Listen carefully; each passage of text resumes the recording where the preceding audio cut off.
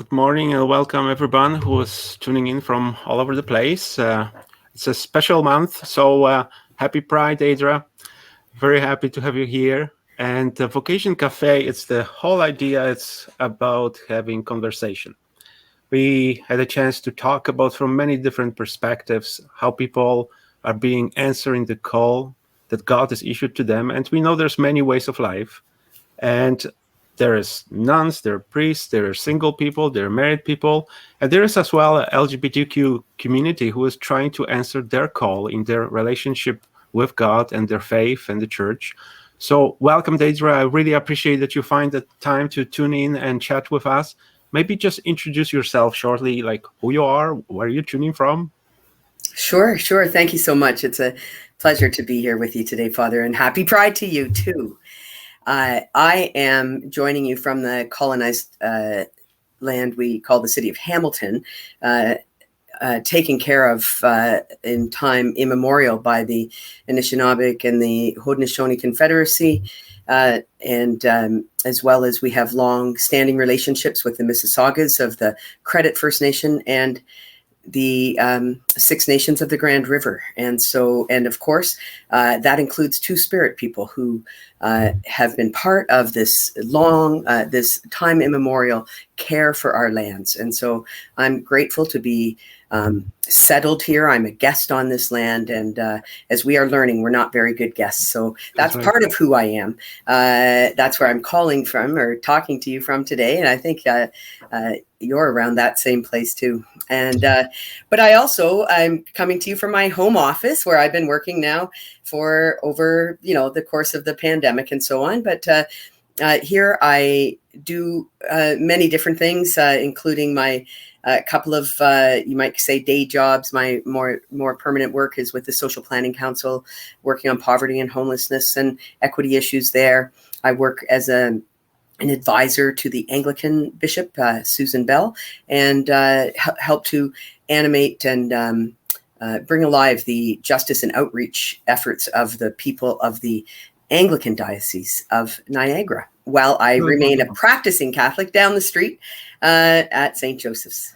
So. I know you had the chance connection with, by the time when you were in Ottawa, you were very much involved with St. Joseph's as well. I think it must be just the connection that is happening with our Oblate Parish in St. John's in Ottawa. And I can see there are some people tuning in who know you very well from those days as well. Look at that, for sure. There's Eleanor. Yes, I went to Ottawa in 1998, spent 3 years at St. Joseph's Parish, and I can't tell you the impact of that experience on my vocation still today in the work that I do. Particularly, I think of all the time that I spent there. They had a women's center in the basement of the church. I still have it. Yeah, Yes. in response to Marsha ran that, in response to women having to leave shelters at 7 a.m. and no place to go. And St. Joseph's opened up their doors in such a practical way, and I was part of that then, just on the periphery. And now I've been able to bring that spirit back to Hamilton in the work that I do around responding to single women's homelessness. So. I know you're very much involved in those social issues, and really appreciate it, because our Christianity, wherever we are, whatever denomination we go, like that's the basic gospel, what we've heard when Jesus was teaching us: feed the hungry, clothe the naked, give the water to the thirsty. Like that's where the gospel begins. So thank you for doing this. But Deirdre, I really appreciate. I remember we had. That must be already a couple of years ago when we had a chance to work together with that workshop with high school students and on the diversity conference. It was such a great time, and I really appreciate those young people who are still struggling with their identity, and they're struggling with the way that they are being treated. You would thought that in the modern world, like, they will be okay, but there's still so much bullying going on. Can you tell us a little bit about your involvement in the schools and how that works, especially in the Catholic schools, when you know how it works? Maybe you tell a little bit more about it. Sure. I maybe forgot to mention that I do identify as a lesbian. I'm cisgender, but I identify as a lesbian, so cisgender, not trans. My biology and gender line, so to speak. And so in that identity, I have much privilege in terms of being a white, able-bodied person, but as a woman and as a sexual orientation minority, that's where I face and experience any oppression, really, for the most part. And so when I go into high schools, I've been very involved in public high schools, writing a manual for schools to be able to honor students' wishes to gather as positive space groups and find support for one another, with student and teacher support as LGBTQ plus identified people. I'm sad as a queer Catholic that that it's been harder for me to have as many opportunities with Catholic students. And so I, of course, would relished that opportunity that we had there a couple of years ago at Nicholas Mancini. And since then, I have to say the conversation has been expanding. And I think that has a lot to do with the controversy over flying the rainbow flags over Catholic schools, and people are trying to find other ways to make sure that we are supporting students if the elected officials aren't able to see that right now. So anyway, when I have those experiences, for example, I'm still in touch with somebody from that time that we were there 2 years ago or 3 years ago, and I have a student that I still correspond with because wonderful. The closet walls are so deep for so many, and the pandemic has made it worse. And so I've been attending, if you would, virtual positive space groups. And, you just see the black circle with a couple of initials in it. And you know that these are young people at home, possibly still closeted, possibly in situations where if they were to be known to their parents by who they are in terms of their sexual orientation and gender, they might not have a roof over their heads. And so it is such a precarious place. And it is so important that we are there and available for them. And I appreciate that opportunity a lot. Very much being present, like that's what I noticed with the young people in many occasions, what they're going through. And as you know, in Hamilton downtown, we're very much connected with Cathedral High School here next door from St. Patrick. But there's many challenges that those kids are going through. I remember a conversation with one of the principals many years ago in St. Patrick, that I asked her, like, what do you do for 2 weeks after, exams are finished and the graduations are celebrated, but the school still goes on for a couple of weeks? And she said to me, well, we try to prepare the kids for the holidays because the school is a safe place for them. And they really not looking forward to those couple of months without connecting with the safe places. Talking about the safe places, I think that's one way, one opportunity that we can do that for young people, especially with the different sexual orientations, gender, that they can find themselves safe. And I think that's the bottom line message. Can you explain to us, because I don't think many people understand that, why it's so important that we acknowledge the June month, Pride Month, fly the flag. Why this is so important? Because people might don't understand what the battle is truly all about. Well, certainly the battle. I mean, this Pride Month, maybe not the whole month, but Pride itself started in June in 1969 after gay men were consistently being arrested in New York at a bar called Stonewall's, and the Stonewall riots are famous for instigating the protests that led to this significant movement that we are still a part of in terms of seeking equity, diversity, inclusion for 2S and LGBTQ plus people, Two-Spirit and LGBTQ plus people.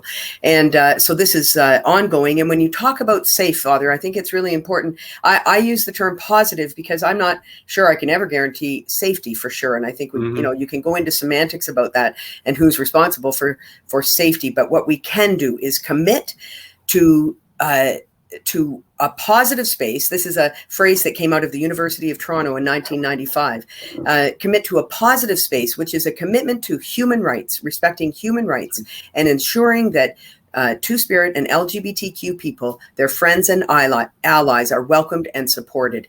And that's, if that is happening for students at schools, and some of them are absolutely experiencing places where they have that, that positive, and perhaps they might describe it as a safe place, then I certainly understand that principal's conversation about what it would be like to go home for the summer, prepare people for holidays and so on. And yet at the same time, we know very intently, especially in Ontario, where we've had to put millions of dollars into the Safe Schools Act, where students are experiencing across Canada, we know this from research, that the average time, number of times that students hear homophobic or transphobic slurs in school in a daily basis is 26 times a day. So now maybe that hasn't been happening because of the pandemic. It's been happening in other ways, though. As we started our conversation today, Father, I saw a news bulletin from CBC, and the pride flags have been taken off local school, the top of a local school nearby in Haldimand, Norfolk. It's been happening in communities around here. How is that helping students feel positive or safe?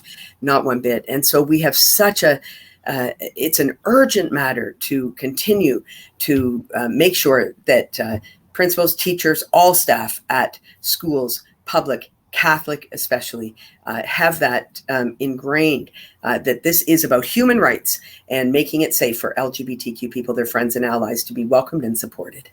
That's so true. And especially, like, you can see that most likely, and I can see it quite often on my posts, like the online community, so-called, you will get lots of anonymous comments, and they're not very pretty. And especially like from the people who declare themselves, great Christians, but there's not much Christianity in their comments. And I think that's reality. You said that especially for the kids who are online, who are spending those past few months, over a year, on Zoom meetings and on different ways of connecting online, they will hear that as well. Like, I've heard, talking about our relationship with faith, you mentioned that, and I saw that somewhere in one of the articles when I read that you said that you work for the Anglicans and pray with Catholics. And I thought this is a beautiful ecumenical opportunity as well, that we can truly unite churches, that we are on the same journey, that we basically are about the gospel. Last weekend, I think it was Saturday, I had the chance to participate in a great webinar with Father James Martin. And one of the quotes that was presented there was done by Father Howard Gray, Jesuit, who said that God loves LGBTQ people. The church is still learning. Do you see, from your experience, do you see that actually the church is learning? Do you see any positive changes or any changes? Like, what's your experience with that relationship with the church, and especially Catholic Church? Well, would you say one step forward, 4 steps back? I don't know. Sometimes it's harder to say about the forward motion. I see it in small parts all over, and yet there are just monumental things that we need to still be addressing. And so, for example, a young person came out to me at Mass, after Mass, a few years, just like the last time we could, before the pandemic, and he said, I knew that I could come out to my parents because I saw how they related with you in the church, and I knew you were out, and I've seen Father talk to you, so I knew it would be okay. And this is what we need, I think, in a big way, is modeling faith, and modeling that these two things can go together, being queer and Catholic, or trans and Catholic, lesbian Catholic, however you want to say it. I talk about being reclaiming the word queer and being a queer Catholic. And so I'm that presence, at a Eucharistic celebration, and then having that young person see that, witness that, gave him the strength to come out. And now he's a leader in his school, and in fact is trying to figure out how to get his Catholic board to raise the pride flag. So that all comes from what I've gained as a 16-year-old when I became a Catholic. This is what people don't always know, is that I chose to become a Catholic when I was feeling lost, when I was feeling isolated and alone. It was a different time, absolutely, in a small town. And it is in the Catholic Church and in that priest that I spent a year doing catechism with that I found the very heart and soul of what has carried me through to this age that I am today. And because of that, because I feel very strongly that it is that relationship with God, with the Creator, but I also have a very one-on-one. I'm on a first name basis with Jesus, let's say, and so that kind of conversation definitely gets me through the day. I want to make sure that other people have that and know that that's possible. But then you see that there are still so many places that we need to have these conversations with leaders in the church, right? And I just wanted, before I forget, because you mentioned James Martin, I saw today the good news that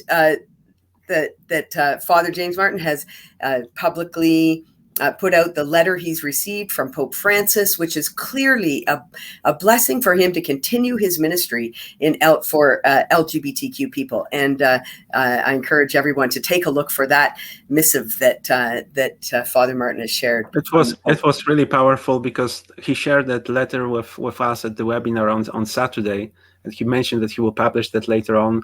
But it was like sitting virtually in the room and like hearing what Pope Francis is saying with that compassion, and I think that's the priority of Pope Francis, reaching out to everybody with a compassion and merciful God. And as you said earlier, it's all about the human rights. That's when it starts. It's a starting point.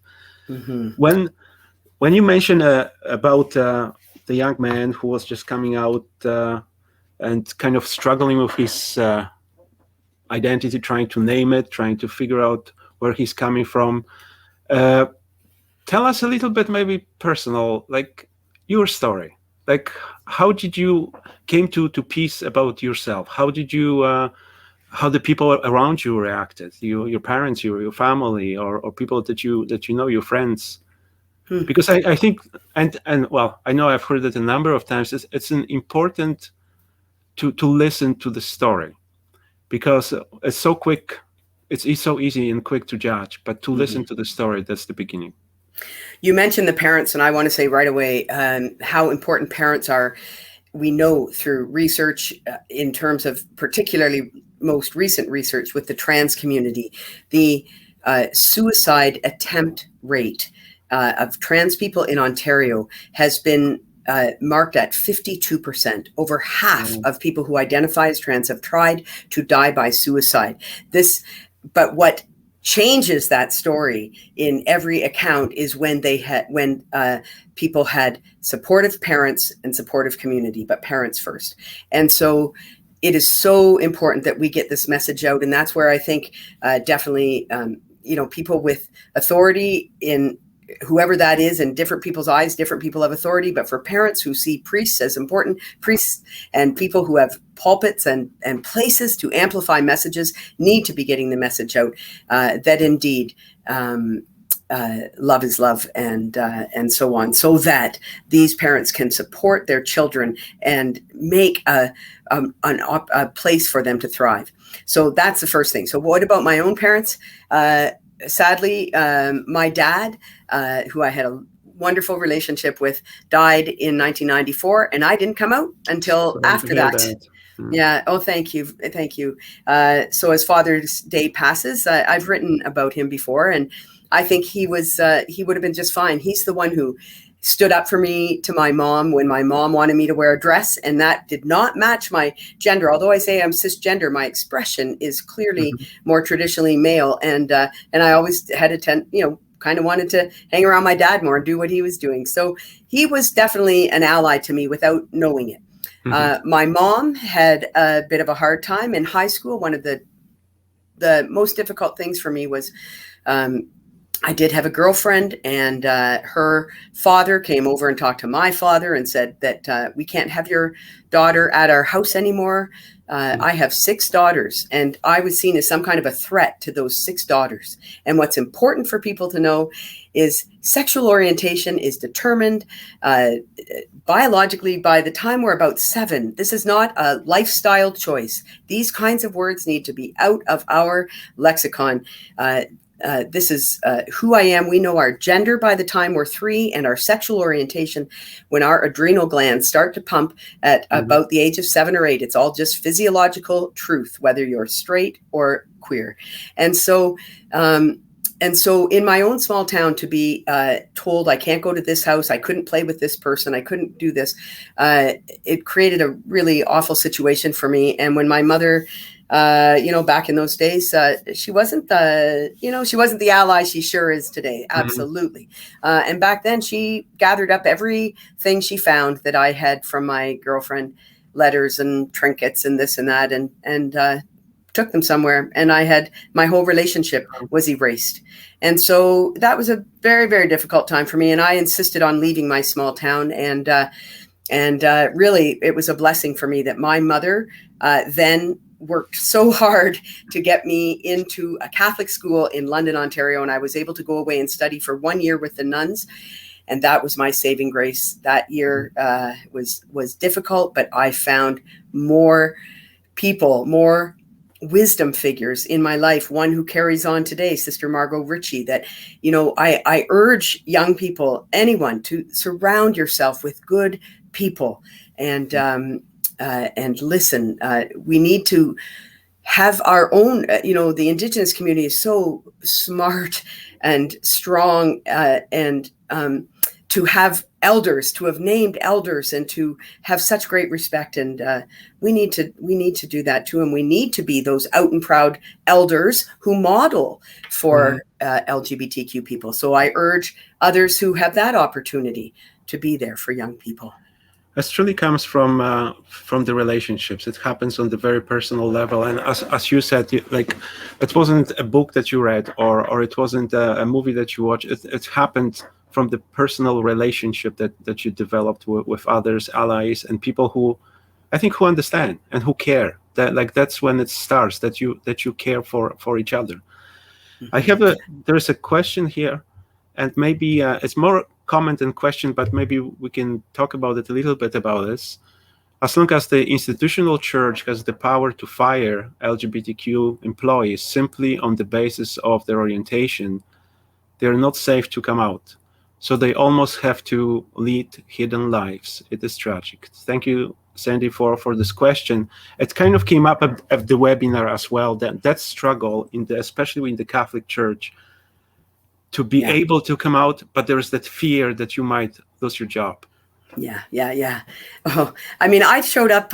So that's absolutely true. The Catholic Church is still an employer like anyone else. Nobody can fire people for being for their sexual orientation. There is no. And in fact, a priest did try to. Well, he did end my contract, and I followed up with the bishop on that, and in a legal way, and had some kind of, well, I'll tell you the little story about it. I got $1,000 check from the diocese, and $912 went to my lawyer, and $88 is what I brought with me from that parish in Hanover to Hamilton. And that $88 bought my partner and I the best dinner at the Keg at that time. But I say often, and I say it to young people, being in the closet makes us, unfortunately, the best liars. And that is not a trait we want. I have learned to say roommate so quickly. Oh, it's my roommate. It's my roommate. When I showed up, Eleanor, you may remember in 1993 in Ottawa, I was still closeted. I took that job at St. Joseph's Church. I had to bring my baptismal certificate that showed I wasn't married. I brought my roommate with me, but I never introduced her otherwise. But it was people there who freed me. It was people at that parish who were already ahead of me that started introducing me and my partner as my partner. I thought I was going to throw up the first time I heard somebody say it. Oh, yes, that's Deirdre's partner. And I just about died. I'm like, why are they saying that? Why are they outing me? They were outing me they didn't know that I was closeted, and Yeah. they were so in love with us, with the idea of us being together, it was okay for them. And that was the beginning of my journey out completely. And so, in fact, when I left St. Joseph, so it was 98 when I showed up at St. Joe's, 2001, I came back to Hamilton. And it was really in that year, 2001, that I first came out, just before my 40th birthday, like completely. That was it. And two confessions made the difference in my life. I went to confession to a priest who told me if I ever kissed another woman, I'd be going to hell. And, he wouldn't, he refused to absolve me. It was a terrible experience. I was working in the church at the time. I had good support from my parish priest that I worked with, and some parishioners that I was able to talk to, but it was terrifying, that concept to me, of course.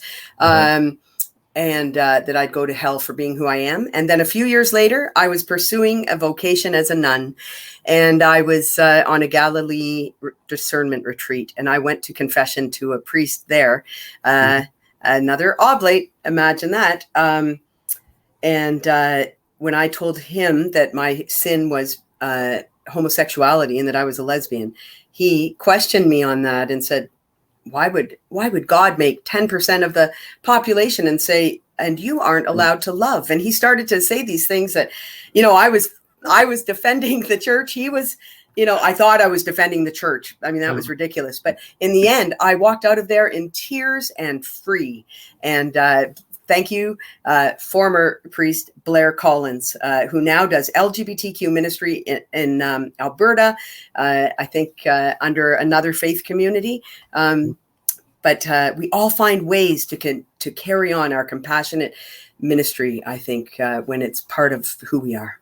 That's where it starts. And it starts with, you said that I will repeat that about the relationship and human rights.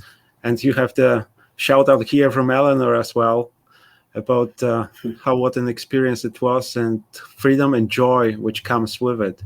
Deirdre, I would like to ask you, what would you tell to, or what would be your expectation from the church? And I mean the church as a community, but as well as a hierarchical church, the bishops are top up there. Like, what would be your expectation that you would wish that people in the church, and those are two different aspects, like as a community, as a church, and the hierarchical church. Like, what would you expect or dream about that they would be towards LGBTQ people? Mm-hmm. Well, the dream kind of came true in Germany in lots of ways, didn't it? With the bishops, and the priests there saying, okay, we're going to do same-sex marriage, civil unions. We're just doing it. Sometimes you need to rebel a bit, and that's how things get changed. And it doesn't go unnoticed. And so I think that kind of action just makes my heart sing when I see that there are people in power positions, and that's what it means to be an ally. It means to feel your power and privilege be threatened and actually give some of it up. And so those priests could be threatened. They might have to lose their jobs, or, who knows, but I don't think so. I think things are going to move on, and that action will result in more action. And so I want to see more of that. I want to hear, what the Pope wrote to Father James Martin. I want to hear that from other bishops. Bishop Doug Crosby here is a very pastoral person. I met him in Ottawa too, and I meet. I'm very blessed to be able to have conversations with him regularly, and I know his heart is also with LGBTQ youth, and that kind of message, supporting the flag raising at the Halton Catholic School Board by the Vicar of Education in our diocese, all of these incremental steps toward inclusion are essential. And on the ground, if you go to a Catholic parish, please make sure that the environment there, put up a rainbow sticker, talk to the priest. At my parish, when there's a social justice group that met with the pastor to say, we are looking for this kind of movement when it comes to truth and reconciliation, when it comes to LGBTQ inclusion. be the ally that is willing to also advocate and be with voice. That's what we need. That's attitude that was mentioned as well at the webinar on Saturday, and it's more on the ground level. The invitation to the church: come in, come out. Our doors are open, and I think it starts with attitude, that we don't see each other as enemies or being threatened by each other, and quite often, and that's why we're doing what we're doing right now, having a conversation. Quite often, the fear comes out of not knowing each other, because we are afraid of unknown. And I think it's good to have those conversations and clarify. I'm just gonna ask those of you who are watching us right now, and if you have a question live, this is the last call to post it. And there's some questions actually coming in. So Serena is asking, why do you continue to practice your faith in the Catholic Church and not in another Christian denomination? Like from your personal perspective, that you remain Catholic with all the experiences. Well, if I did, if it was even just a simple math checklist, the fact is, the life that I have found, the people that have helped me not envision suicide as an option have been people connected to Catholic communities. I have found so much support there, and in fact, empowerment. I started at St. Joseph's in Ottawa, a mass on Sunday afternoons. I believe it's still happening for the university parish, but really it was about LGBTQ inclusion, and we had a pride mass and all of that.